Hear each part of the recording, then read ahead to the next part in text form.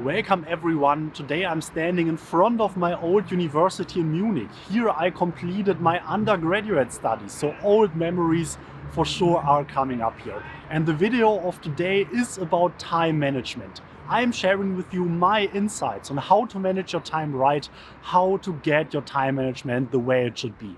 And indeed, there's lots of information out there available on that topic. There's the Pomodoro technique, calendar blocking, getting things done, lots of project management tips like this. And I believe that actually most of them do not work. Most of these things are not effective. Most of these things will not get you where you want to be at. So today I'm sharing exactly these things because I tried many of these things out, and indeed my personal insight is that even though you might spend some time trying it out, in the end they will not deliver you the results that you need. My name is Heinrich and welcome on my channel Firm Learning, where I want to help you to become successful in the first years of your career. And the reason why I'm here at the University of Munich when I'm talking about time management is that here it is exactly where I personally got my first insights on the topic. And indeed, when I studied in my undergraduate, I studied for 2 independent bachelor programs at the same time, Bachelor in Philosophy and the Bachelor in Business. I completed both within the regular study period. Of course, I was also part of different extracurricular activities. I spent a semester abroad at the University of Milan, Bocconi University. So one could argue that maybe I'm not too bad at time management. So what did I do? What crazy techniques did I use? And the reason is, the truth is, I didn't use any of these special time management techniques. And this is what I then later learned, the exact same thing that is true for working in consulting. During my time at McKinsey, of course, most consultants were pretty productive. If you just look at the output of these people, at the things that these people get done, yes, one could argue that they must have crazy time management techniques in place to get all this done. And of course, they will use basic project management best practices, such as having to-do lists, checklists, project management techniques like that. But they are not using any Pomodoro calendar blocking techniques like that. This is just not what is happening. So what is the common thing that both I did at the University of Munich and that then later all the people do that are working in consulting?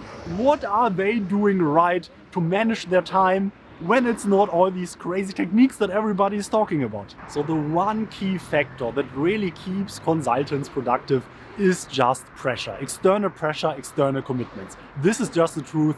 This is what it's all about. And indeed, many people struggle with procrastination. And for sure, I might suffer from that in my private life as well. But why is it the case that if you work in consulting or any other high-paced career, why is it the case that in these environments nobody is suffering from procrastination, I can tell you. And the main reason is that just people need to deliver. Every single day there is an important client meeting, an important internal problem-solving session, the next steer code that you need to prepare. You are just under pressure for the whole day. This is what keeps you productive. And indeed, there is a law that probably some of you also know. It's called Parkinson's law. And this law says that the work that you will need to do will always take up all the time that you allocate to that work. So if you need to achieve and complete something, if you have an hour for it, you will in most cases get it done in an hour. If you have a day for it, you will easily be able to fill it up for a day, because then maybe you do some breaks, maybe you do some other things, you polish it a little bit, make it look a little bit nicer, whatever the task, whatever the activity is. But in the end, the result will be more or less the same. It just took you much longer to complete it. And I had the very same experience when I studied here at the University of Munich for my undergraduate programs. What kept me productive were not crazy time management techniques. It was just the pressure of needing to complete all these different things in a short amount of time. Same is true in consulting. It's not about time management techniques, but just the deadlines, the pressure that you are facing. And indeed, another concept that really plays into this is the concept of adaptation. So I remember when I worked in consulting, of course, everybody was working long hours. You were often sitting after midnight, just leaving lots of work that needed to be done. Then I did the MBA. I had a break for about 1 year. And of course, then the whole life changed. We had lots of time with all the students during the MBA.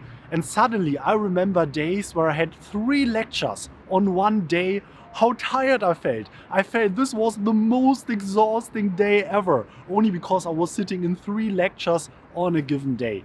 And again, I remember when then after the MBA, I was back in consulting and I was on my very first project. And again, the first days, the first 1 or 2 weeks, it just was so difficult. I felt so tired after this time. I remembered sitting at home and I thought to myself, I cannot do it. It's just too much. I cannot handle this anymore. This is just not the job. I asked myself, how was I able to deal with this, to bear with this in the past? But then after 1 or 2 or 3 weeks, again, you went back to normal. You just got used to it again. So here the key message is you get used to it. If you feel tired, if you feel you cannot do more, you have too much pressure, it's always relative to your level of tasks and activities. If you're just used to do more, you will also be able to do more. So this is just a key insight that you need to understand. Your ability to get more work done will not depend on any time management techniques, but just the number of things, the amount of work that you have on your plate and that you need to complete, not tomorrow, not a week from now, a month from now, but right now. So having said that, you might say, Heinrich, well, that makes sense. Hopefully you agree with that. But how can we make this practical? This is pretty theoretical after all, isn't it? So let me now share with you 3 tangible tips, 3 pieces of advice how you can implement this in your daily life. First is compatibility of tasks. So try to pick different activities, different tasks that are complementary to each other and do not necessarily conflict. So when I was in university and studied philosophy and business, in business it was the case that at the end of every semester there were lots of exams I needed to take. In philosophy, on the other hand, during the semester there were term papers, coursework assignment that I needed to complete. So what this meant is that during the semester I needed to focus on philosophy, getting these term papers out. And then at the end of the semester I was able to focus on business, on the business exams, because there hardly were any exams in my philosophy undergrad at all. So while I was able to do all these things in parallel, time-wise they did not really collide. They were complementary to each other. And this is also important for you. If you look at all the things that you might be interested in doing, can you pick things that really go well together? If you're able to pick activities which are not in conflict to each other, but can really leverage your dead time in the evenings or on the weekends, this is what will really make the difference for you in the long term. My second advice is to deliberately put yourself in situations where you're creating external commitments. And here again, sharing a personal story. So several years ago, I was not really a sportive person at all. I was rarely doing any sport. And while today I'm still not the fittest guy, at least I managed to pick up a regular running habit. And in the last years, due to that, I managed to finish 2 marathons. And for me, there was one thing that really made the difference in picking up this regular training habit. And this was signing up to the marathon. Or before that, signing up to the half marathon. Once I had this date locked, where I knew that I would go there, take the run, I had also some friends joining me. Now suddenly I had a reason, I had a higher purpose of why I was training, why I was running. And just by that alone, I was able to then exercise several days a week, just improve my form to get ready for that event. So now every year I try to register myself for one of these running events, just to have a reason, to have a goal to run towards, and now translate that to your areas where you want to be successful. What can you do to create these commitments, to create this artificial external pressure to hold you accountable? And here little things that you can do are to talk about these things to other people, to maybe even find an accountability partner with whom you regularly talk about these things and make your commitments. Don't just all keep it in your head, but make it public. Create external commitments to keep you accountable. And my third and maybe most important tip that at least for me personally really worked well is to try to always to commit to more things, always try to get more things done than you believe you realistically will be able to do. And if you do that, then yes, maybe some things will fail, maybe you will not be able to achieve every little thing that you want to, but then if you aim for 200%, at least you get 150% done. On the other hand, if from the beginning you only aim for the 100%, due to Parkinson's law, you likely still will not even be able to achieve these 100%. So deliberately overload yourself with goals, with activities. Be okay to maybe fail with some of these things. So accept that job, sign up for that sports training group, take on this extra voluntary leadership commitment in your community, commit to work on your own personal little business project in in the evenings or on the weekend. And yes, if you do all that, maybe not everything will work the way you hope to, but I would be